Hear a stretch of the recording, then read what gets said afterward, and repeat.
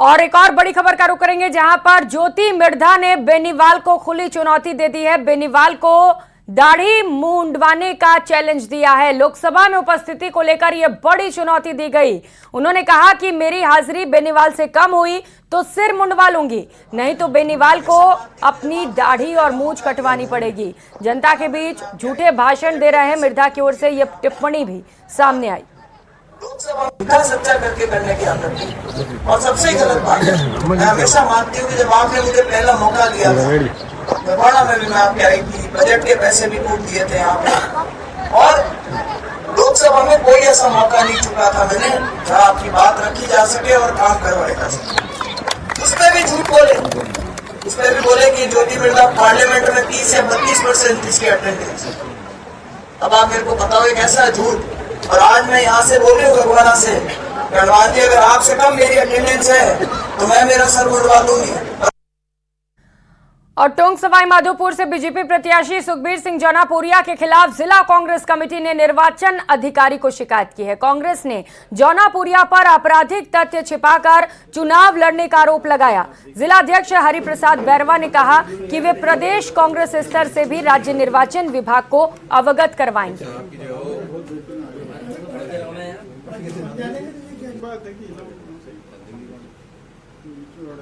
देखिए, सुखबीर सिंह जी जौनपुरिया जिन्होंने अपना नामांकन दाखिल किया था उसमें एक शपथ पत्र होता है, जो उस शपथ पत्र का ही एक पार्ट होता है और उसमें बाकायदा शपथ लेके नोटरी के सामने घोषणा की जाती है कि मेरे खिलाफ ये आपराधिक मुकदमे हैं ये, और या ये नहीं है, या मेरे खिलाफ ये दर्ज हुए हैं। और इसके अलावा जो आय की कर की इनकी विवरणी का है वो अलग है। और लोकसभा चुनावों को लेकर बीजेपी ने कमर कस ली है। आज बीजेपी प्रत्याशी देवेंद्र झाझड़िया के समर्थन में चूरू में सीएम भजन लाल शर्मा ने हुंकार भरी। इस दौरान उन्होंने पेपर लीक को लेकर कांग्रेस पर बड़ा हमला बोला। उन्होंने कहा कि पेपर लीक होने पर युवाओं ने खून के आंसू रोए हैं, किसी भी आरोपी को बख्शा नहीं जाएगा। उन्होंने कहा कि प्रधानमंत्री नरेंद्र मोदी एक एक कर सारे वादे पूरे कर रहे हैं।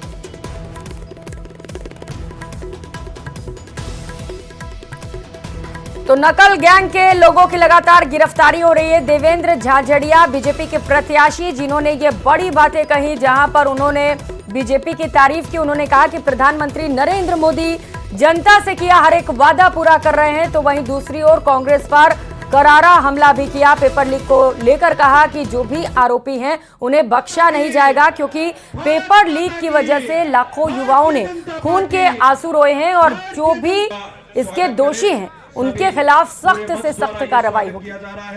तो 3 दिन में ईआरसीपी योजना को लागू किया गया, ये भी कहा गया। सुनाते हैं आपको क्या कुछ।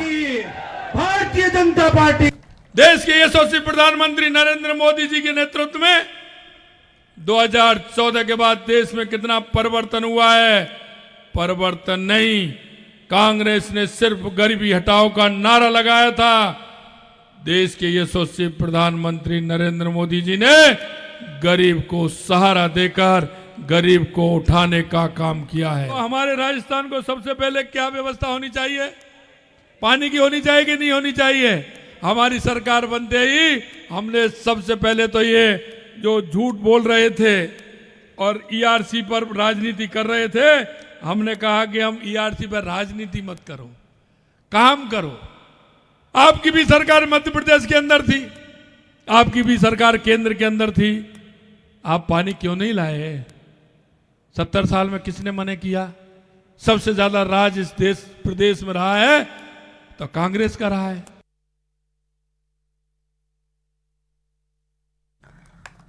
तो लोकसभा चुनाव के मद्देनजर राजस्थान में बीजेपी ताबड़तोड़ प्रचार प्रसार में जुट गई है। सीएम योगी ने भरतपुर में जनसभा को संबोधित किया। सीएम योगी ने कहा कि पीएम मोदी ने चौधरी चरण सिंह को भारत रत्न दिया, इससे किसानों का सम्मान बढ़ा है। पीएम मोदी ने धारा 370 को खत्म किया। हमने आतंकवाद और उग्रवाद को सदैव के लिए उखाड़ कर फेंक दिया।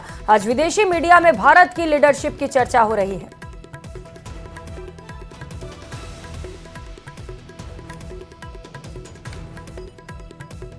हमारी पीढ़ी सौभाग्यशाली है कि हम सब आज नए भारत का दर्शन कर रहे हैं। प्रधानमंत्री मोदी जी के नेतृत्व में नया भारत आज किस कदर दुनिया की एक ताकत बन रहा है, ग्लोबल पावर के रूप में भारत की अपनी एक पहचान बन रही है। ये किसी से छुपा हुआ नहीं है। आपने 2 दिन पहले, 3 दिन पहले इंग्लैंड के एक प्रतिष्ठित समाचार पत्र की अगर उस रिपोर्ट को पढ़े होते। और इस वक्त उत्तर प्रदेश के मुख्यमंत्री योगी आदित्यनाथ सीकर पहुंचे हुए हैं। सीधे आपको लिए चलते हैं, सुनाते हैं क्या कुछ कह रहे हैं। होना चाहिए ना, और ये केवल भारत ही कर सकता है। बस फर्क यही है, फर्क यही है, हम उसको वहां पहुंचाते जहां पहुंचना चाहिए, और कांग्रेस के लोग उसको बिरयानी खिलाते थे ना। तो इसीलिए तो, और मैं तो भौचक हूं बहनों और भाइयों। देश, बंगाल के लोगों ने कम्युनिस्टों को बंगाल की खाड़ी में डुबो दिया है, और सीकर शिक्षा की भूमि है। यहां पर सालासर बालाजी की भूमि है, श्री जीर्ण माता की पावन धरा है, खाटू श्याम बाबा की पावन धरती है, भैरोजी महाराज की धरती है। भैरोजी महाराज होंगे तो नाथों के भी तमाम स्थल यहां पर पहले से मौजूद हैं, और माणा बाबा की भी पावन धरा है। देश की स्वाधीनता के लिए लड़े थे, परम गौ भक्त थे। लड़ते लड़ते सिर धड़ से अलग हो गया, लेकिन आक्रांताओं को तब भी, सैकड़ों आक्रांताओं को ढेर करके तब अपनी शहादत को प्राप्त किया। ऐसी पवित्र आत्मा की धरती पे कम्युनिस्टों का क्या काम है? आप देख सकते हैं बंगाल में गायब हो गए। देश के अंदर किसी भी राज्य में नहीं है। और राजस्थान जैसी भक्ति और शक्ति की भूमि पर इन लोगों का काम क्या है? और इसलिए बहनों और भाइयों, जब ये देश आज आगे बढ़ रहा है दुनिया में, मोदी जी के कारण भारत का सम्मान बढ़ा है। पहली बार आप देखेंगे मोदी जी दुनिया के अंदर कहीं जाते हैं, पूरा देश झूम उठता है।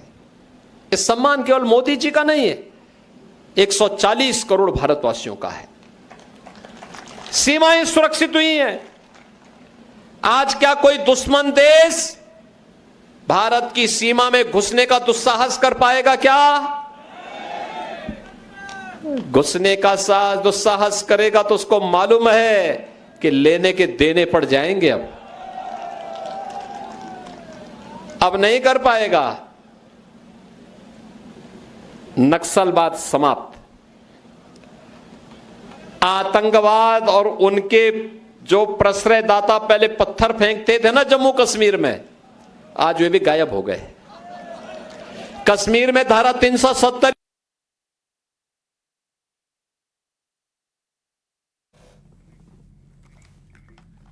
और केंद्रीय रक्षा मंत्री राजनाथ सिंह ने आज बीकानेर में हुंकार भरी। राजनाथ सिंह ने बीकानेर के कोलायत में चुनावी सभा को संबोधित किया।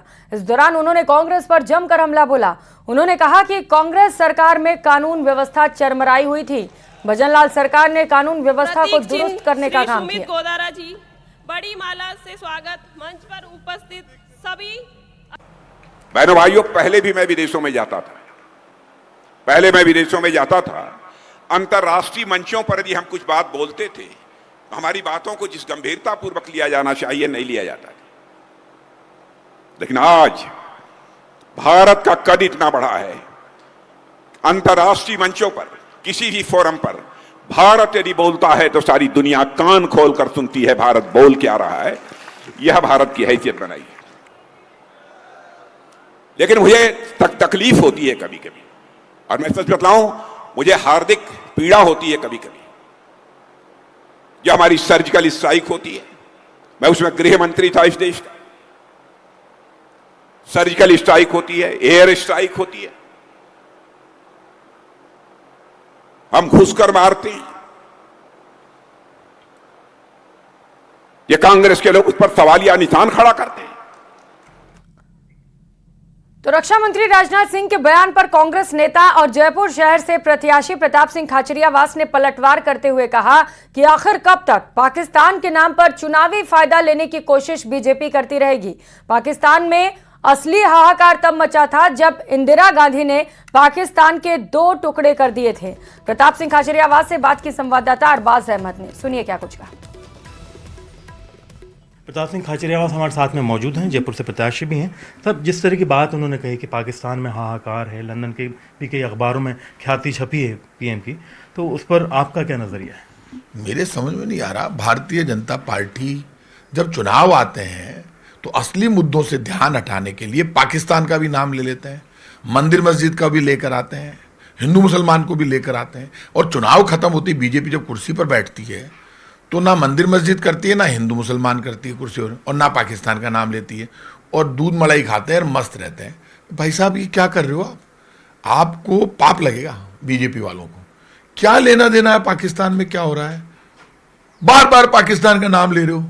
तो हमारी हालत आप उठाकर देखो, हमारी जो डेवलपमेंट ग्रोथ है और दुनिया में चर्चा हो रही है कि हमें बांग्लादेश के नीचे दिखा रहे हैं। आप उसकी मैं चर्चा करूंगा तो आप चिढ़ जाओगे, और ये बांग्लादेश का नाम ले दिया। तो भाई साहब, ये बांग्लादेश पहले पाकिस्तान में था, इसके 2 टुकड़े इंदिरा गांधी जी ने किए।